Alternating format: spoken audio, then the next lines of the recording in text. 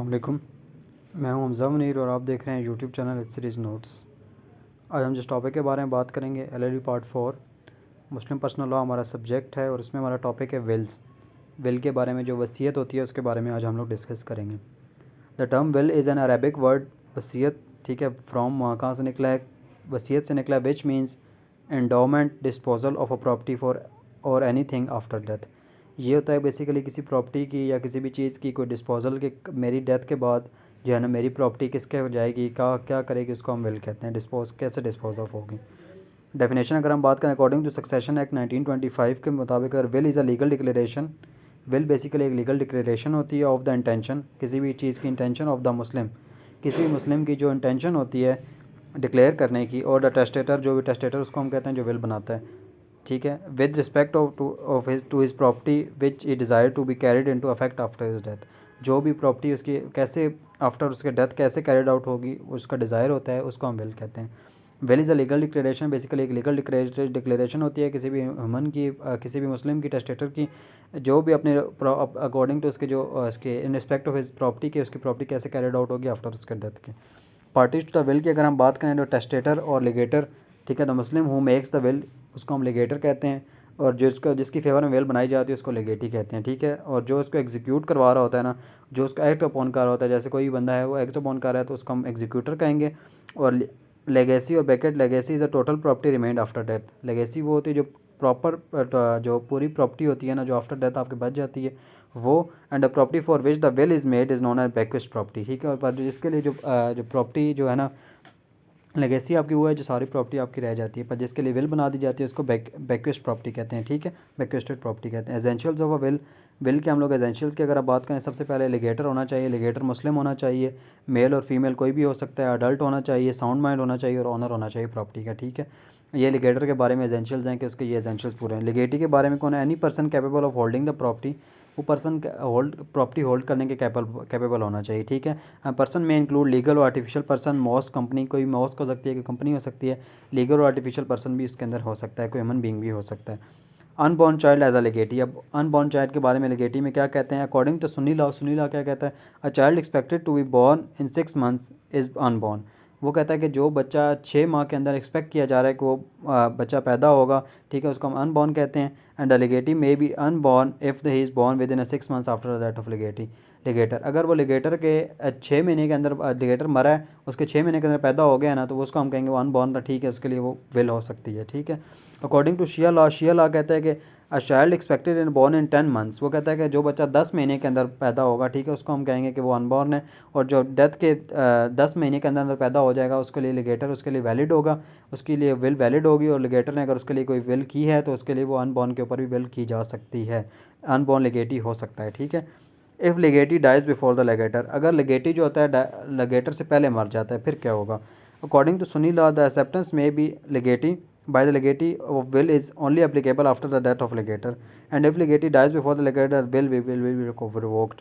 सुनी लॉ कहता है कि देखें जो एक्सेप्टेंस होती है ना लिगेटी की, लिगेटी वो होता है जिसके लिए बिल बनाई जाती है, उसकी एक्सेप्टेंस तब हो जाती है जब उसकी एक्सेप्टेंस तब भी होगी जब लिगेटर मर जाएगा, ठीक है। और अगर लिगेटी पहले मर जाता है तो बिल उसी वक्त रिवोक हो जाएगी, ठीक है। ये सुन्नी लॉ कहता है। शिया लॉ कहता है according to Shia law the acceptance may be done within a life of legator. वो कहता है कि लिगेटर की ज़िंदगी के अंदर भी आप कर सकते हैं, लिगेटी एक्सेप्ट कर सकता है। So if the legatee dies before the legator then the legatee has no legal then if the legatee has no legal heir then will should be revoked, but if the legatee has legal heir then it will be transfer to legal heir. वो कहता है कि देखें अगर लिगेटर से पहले मर गए, ठीक है, और अगर लिगेटी के कोई लीगल हेयर्स नहीं हैं तो फिर तो रिवोक हो जाएगी, ठीक है, रिवोक हो जाएगी। पर अगर उसके लीगल हेयर्स हैं तो वो विल उसके लीगल हेयर्स को चली जाएगी, ठीक है। Subject matter of the will, अब तीसरे इसमें क्या चाहिए, subject matter. It may be movable और इमूवेबल, दोनों चीज़ें हो सकती हैं, मूवेबल के ऊपर भी विल बनाई जा सकती है, इमूवेबल के ऊपर भी बनाई जा सकती है। It may be in existence at the time of the will, ठीक है, उसकी जब टाइम होता है विल का उस टाइम पे वो एग्जिस्टेंस में होनी चाहिए property. And at the death of the legator, और जो उसके डेथ होती है लिगेटर के उस टाइम पे भी वो इन एग्जिस्टेंस होनी चाहिए। It must not be for any future property, और ये किसी भी फ्यूचर प्रॉपर्टी के लिए नहीं होनी चाहिए, ठीक है, कि ये मिलेगी उसके लिए मैं विल कर देता हूँ, ऐसे नहीं होगा, ठीक है। Subject matter should be legal and permitted under Sharia, subject matter जो भी वो प्रॉपर्टी होगी वो होनी चाहिए, शुड भी लीगल होनी चाहिए और परमिटेड होनी चाहिए अंदर शरिया के अंदर वो होनी चाहिए, ठीक है। एक्सटेंट की अगर हम बात करें, bequest must be within extent and limits prescribe in Islamic law which is 1/3 of the property. Bequest जो प्रॉपर्टी आपने करनी है, विल करनी है, वो कितनी होनी है, वो सिर्फ 1/3 आप कर सकते हैं, उससे ऊपर वो आप नहीं कर सकते। Either will can be done in the favour of the legal hair.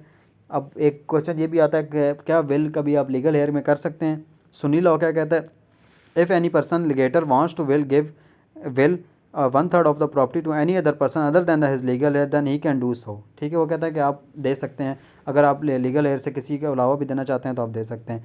No consent of legal heir is required, उसमें लीगल हेयर का कोई कंसेंट रिक्वायर्ड नहीं होता।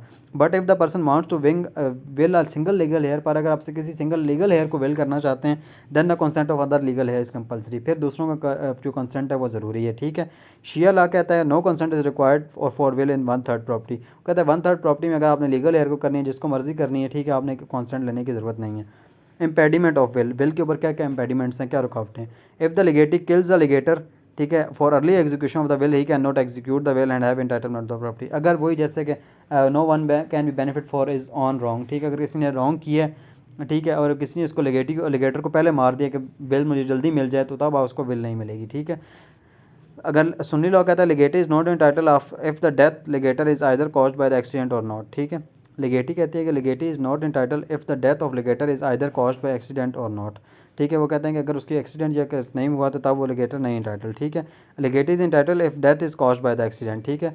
वो कहते हैं कि देखें अगर एक्सीडेंट से, सुन्नी लॉ कहता है बेशक एक्सीडेंट से हुई है, जिससे भी मतलब दोनों जा रहे थे किसी जगह पर एक्सीडेंट हो गया, ठीक है, तो अब ये होगा कि अगर एक्सीडेंट से हुई है, सुन्नी लॉ कहता है तब भी नहीं मिलेगी, ठीक है। पर शिया लॉ कहता है अगर एक्सीडेंट से हुई है फिर मिल जाएगी, ठीक है। कॉन्टीजेंट विल, अब कॉन्टीजेंट विल कौन सी होती है, contingent will means a conditional will. Basically contingent will आपकी कंडीशनल विल होती है। The will can B contingent but the condition should not be immoral, ठीक, पर आपकी कंडीशनल हो सकती है विल कि यार ये चीज़ होगी तो फिर विल इसको मिलेगी, ठीक है। तो कंडीशनल हो सकती है पर वो अनलॉफुल, आपकी कंडीशनल इमोरल नहीं होनी चाहिए। Contingent will be can be conditional on the happening और नॉन हैपनिंग ऑफ द, किसी इवेंट पे हैपनिंग होगी या नॉन हैपनिंग के, जैसे हमने देखा कंडीशनल ट्रांसफर होती है कि यार ये अगर चीज़ होगी तो उसको विल मिल जाएगी, अगर ये नहीं होगी तो उसको प्रॉपर्टी नहीं मिलेगी, ठीक है। Revocation and alteration of the will can be revoked or alter by the testator at any time before his death. Will revoke भी की जा सकती है और टेस्टेटर से कोई चेंजिंग करना चाहे तो वो भी कर सकता है।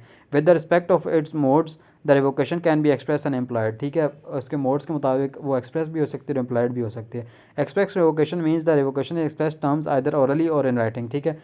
ओरली भी आप कर सकते हैं और इन राइटिंग भी आपने एक्सप्रेसली बताना है कि यार मैं इस विल में रिवोक कर रहा हूँ या मैं विल को चेंज कर रहा हूँ, ठीक है। एम्प्लॉयड रिवोकेशन मीन्स रिवोकेशन में बी कंक्लूडेड फ्रॉम सर्कमस्टांसेस, ठीक है, कंक्लूडिंग कोई सर्कमस्टांसेस, उसका कोई ऐसा एक्ट उसने किया जिससे पता चल रहा है कि वो विल को रिवोक करना चाहता है। तो ये हमारा विल का टॉपिक था, ठीक है। विल के हमने देखा कि कुछ सर्कमस्टांसेस देखे कि विल क्या, जब लिगेटर पहले मर जाता है तब क्या, लिगेटी पहले मर जाए तब क्या होता है, सुन्नी लॉ क्या कहता है, शिया लॉ क्या कहते हैं। अक्सर इसमें विल के बारे में शिया और सुन्नी लॉ का अपने कॉन्फ्लिक्ट्स हैं वो हमने सारे डिस्कस कर लिए। Thank you very much.